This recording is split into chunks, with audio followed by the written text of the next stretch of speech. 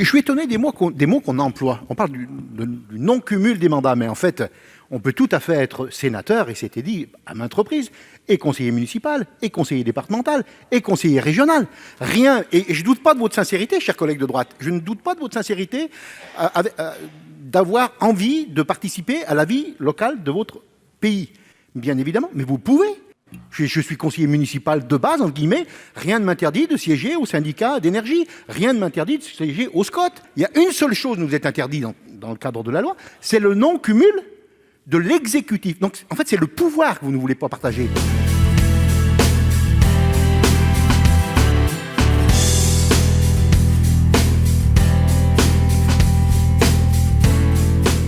La crise sanitaire, comme on le sait, a entraîné un nombre important de dépenses imprévues pour toutes les collectivités territoriales, notamment pour l'achat d'équipements de protection sanitaire, masques, gel, gants, blouses pour leurs employés, les bâtiments et les services sous leur responsabilité.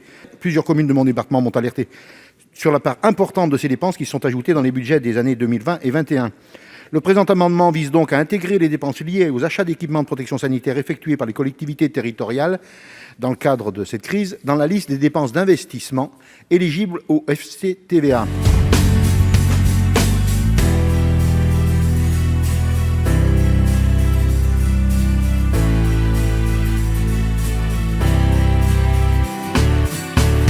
Vous venez d'annoncer, et il faut s'en féliciter, tant la mobilisation de la FN qu'au fort et des sénateurs concernés a été forte, que la contribution des communes forestières à l'ONF n'augmenterait finalement pas entre 2023 et 2025, contrairement à ce qui avait été annoncé. En contrepartie, l'État demande aux communes un effort accru dans la contractualisation des ventes de bois pour mieux approvisionner nos filières locales. Quelle forme prendra cet effort accru? Comment peut-on s'assurer qu'il s'agira d'une contractualisation gagnant-gagnant et que les communes ne seront pas lésées? On a annoncé qu'on ne faisait pas cette contribution financière supplémentaire qui, vous le savez, devait avoir 7,5 millions d'euros en 23, puis 10 millions d'euros en 24, puis 10 millions d'euros en 25. On arrête. Pourquoi on arrête? Parce qu'aujourd'hui, on a un objectif en commun, c'est de réussir à faire filière. Avec des sujets structurels. On sait bien qu'il y a un énorme défi sur le bois et la forêt. Je pourrais vous en parler des heures que vous connaissez bien. Quand une commune forestière contractualise, au-delà de changer la méthodologie, ça a aussi un coût pour elle. Donc, du fait de cet élan sur la contractualisation, on a dit arrêtons de faire cette demande supplémentaire de contribution financière.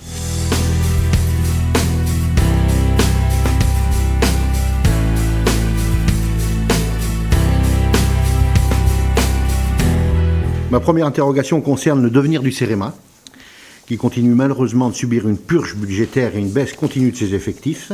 L'urgence climatique et la multiplication des aléas climatiques et des risques industriels nécessiteraient pourtant la mise en place d'une véritable politique de prévention des risques aux côtés des collectivités territoriales, avec des moyens humains adaptés et renforcés. C'est un établissement phare de la transition écologique.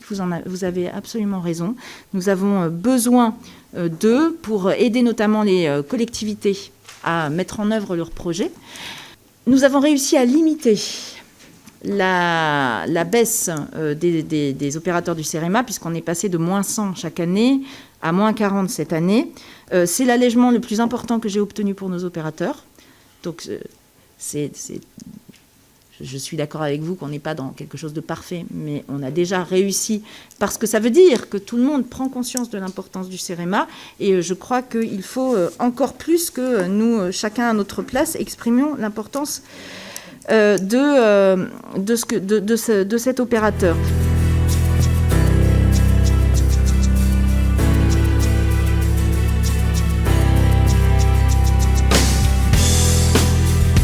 Au regard des dérives constatées dans les précédentes décennies, il était certes indispensable, on l'a dit à différentes reprises ce matin, de se fixer enfin un cap de sobriété de consommation de l'espace.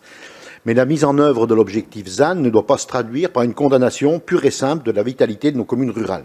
À mon sens, il va falloir ajuster la déclinaison du ZAN dans nos territoires pour corriger certains effets indésirables qui n'ont pas été assez anticipés. Je pense notamment à cette sorte d'effet cocktail issu d'articulation du ZAN avec les autres documents d'urbanisme, PLU, SCOT, SRADET, sans parler des PLUI à venir. Il faudrait revoir l'échelle de répartition des droits à construire.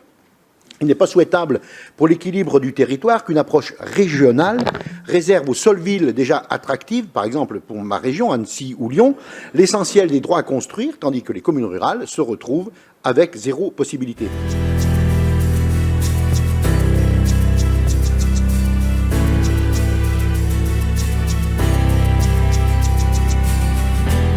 Instaurée en 1992, la dotation particulière élu local vise à aider les communes rurales les moins peuplées à financer les dépenses liées à certaines mesures qui améliorent le statut des élus locaux, notamment la revalorisation des indemnités des maires et des adjoints, les autorisations d'absence et les frais de formation des élus. En raison de la condition liée au potentiel financier, près de 3000 communes ne perçoivent pas la dotation élu local.